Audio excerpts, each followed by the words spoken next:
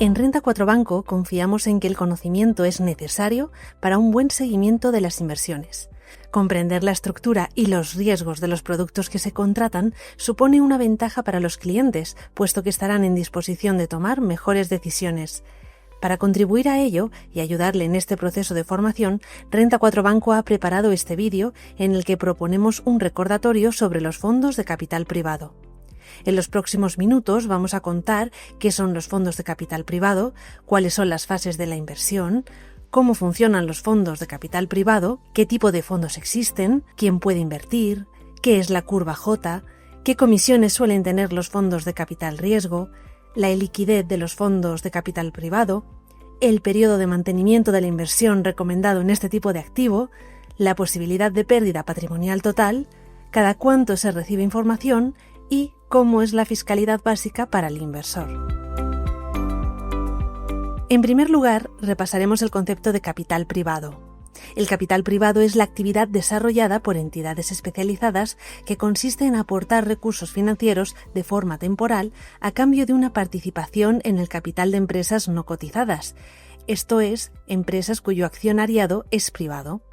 Su objetivo principal es adquirir compañías privadas para apoyar su expansión y desarrollo con el fin de que su valor aumente y, llegado el momento adecuado, desinvertir en las mismas obteniendo una plusvalía. En España existen dos tipos de vehículos para invertir en capital privado: fondos de capital riesgo y sociedades de capital riesgo. Además, son fondos supervisados por la CNMV y sujetos a la Ley 22/2014 del 12 de noviembre, por la que se regulan las entidades de capital riesgo, otras entidades de inversión colectiva de tipo cerrado y las sociedades gestoras de entidades de inversión colectiva de tipo cerrado. Para entender cómo funcionan los fondos de capital privado, tenemos que entender los siguientes conceptos. Son fondos cerrados en los que la gestora marca el calendario de desembolsos y reembolsos en función de las inversiones subyacentes. El partícipe no decide cuándo desembolsar y reembolsar, y todos los partícipes entran y salen en las mismas condiciones. Las fases de la inversión son 4. Suscripción. En esta fase los partícipes firman un compromiso de inversión, que es un documento que obliga al partícipe a desembolsar un importe máximo cuando la gestora lo requiera. Hay que tener en cuenta que el capital no se desembolsa en su totalidad en el momento del compromiso. Esta fase suele durar entre 1 año y año y medio. Llegada la fecha de cierre final, el fondo no admitirá más partícipes. Inversión.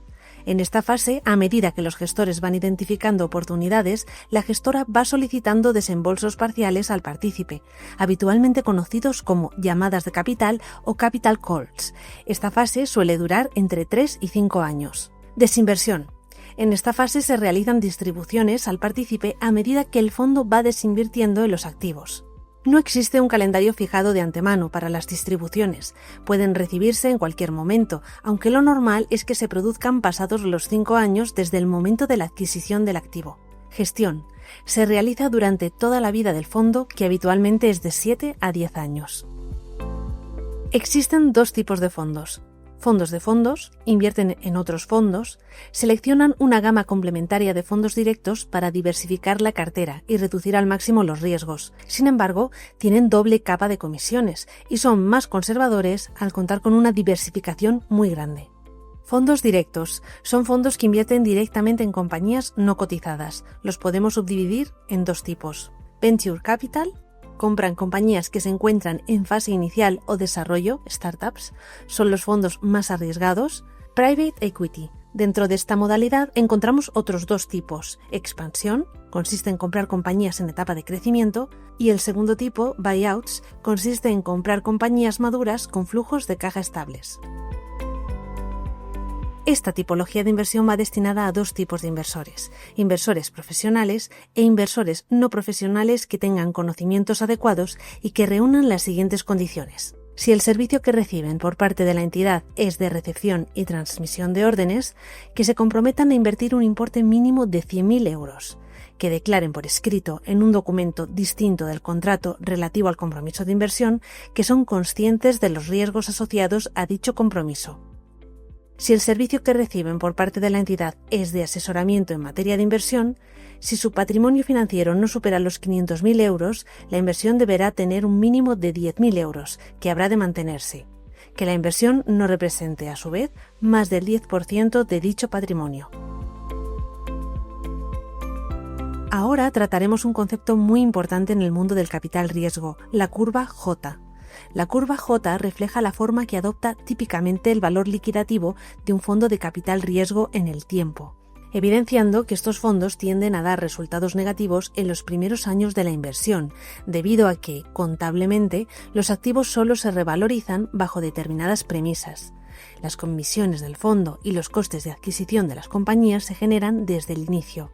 Por tanto, es importante conocer que durante los primeros años de vida del fondo, lo habitual es que el valor liquidativo de la posición sea inferior al capital desembolsado. Con el paso del tiempo, lo habitual será que estas minusvalías latentes se reviertan a medida que se vayan materializando las plusvalías cuando la gestora vaya vendiendo o reconociendo contablemente la revalorización de los subyacentes.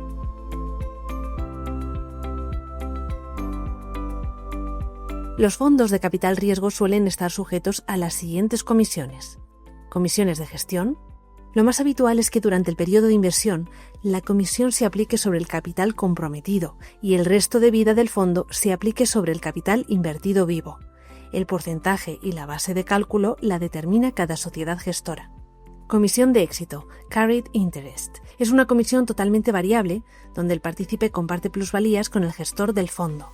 Esta comisión solo se devenga si el partícipe supera una rentabilidad anual neta estipulada al inicio del fondo, la cual se denomina retorno preferente, hurdle rate. En caso de no alcanzar dicho retorno neto para el partícipe, el gestor no cobra comisión de éxito.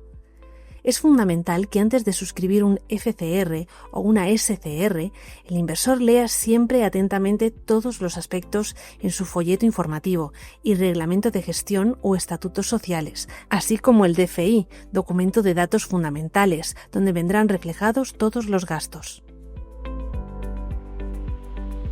Debe recordar que el riesgo principal de la contratación de un fondo de capital privado es el riesgo de iliquidez.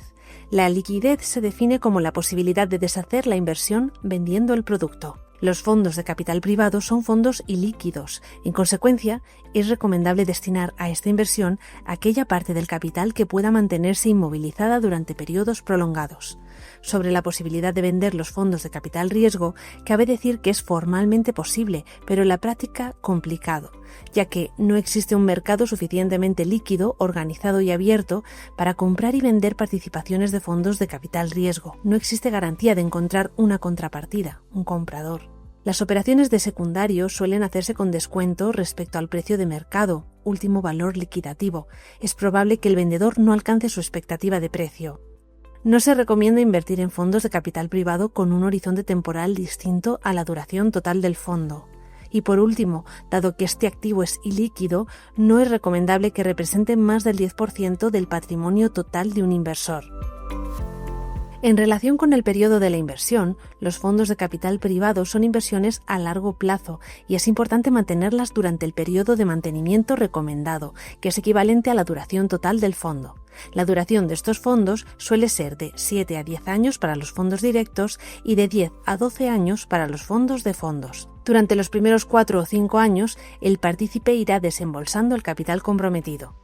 Igualmente, irá recibiendo distribuciones a medida que los activos subyacentes del fondo sean vendidos. Es habitual empezar a recibir distribuciones a partir del año 5. Debido a que este activo carece de liquidez, no es recomendable que represente más del 10% del patrimonio total de un inversor. Es conveniente recordar que no está garantizada ni la obtención de las rentabilidades objetivo ni la devolución de la inversión inicial de sus partícipes o accionistas. Es posible perder la totalidad de lo invertido. Es importante resaltar que la rentabilidad alcanzada en inversiones anteriores no es necesariamente indicativa de los futuros resultados del fondo. Además, cabe añadir que en caso de que el partícipe no quiera desembolsar el compromiso restante, podrá verse expuesto a las acciones de cualquier tipo previstas en la documentación del SCR o FCR para los partícipes en mora, pudiendo llegar a no recuperar lo desembolsado hasta ese momento. Asimismo, antes de suscribir un FCR o SCR, es fundamental leer atentamente todos los aspectos en su folleto informativo y reglamento de gestión o estatutos sociales, así como el documento de datos fundamentales, el DFI. En cuanto a la frecuencia de emisión de informes por parte de las gestoras, la mayoría de ellas realizan comunicaciones trimestrales a sus partícipes, informando del estado de posición del cliente, el valor liquidativo y una descripción de la evolución de los activos subyacentes. No existen precios ni valores liquidativos diarios. Por lo que concierne a la fiscalidad básica aplicable a los fondos de capital privado, hay dos impuestos que hay que diferenciar, en caso de que el partícipe sea una persona física o jurídica. Impuesto sobre sociedades, partícipe persona jurídica. Estarán exentos al 95% los dividendos y plusvalías generados por la inversión del partícipe en FCR y SCR. Impuesto sobre renta de las personas físicas, partícipe persona física. Los dividendos y plusvalías obtenidos por personas físicas residentes y contribuyentes por el IRPF tributan conforme al régimen general, sin ninguna excepción como rendimientos de capital mobiliario. Esto ha sido todo. Esperamos que les haya sido de utilidad esta presentación. Muchas gracias por su atención.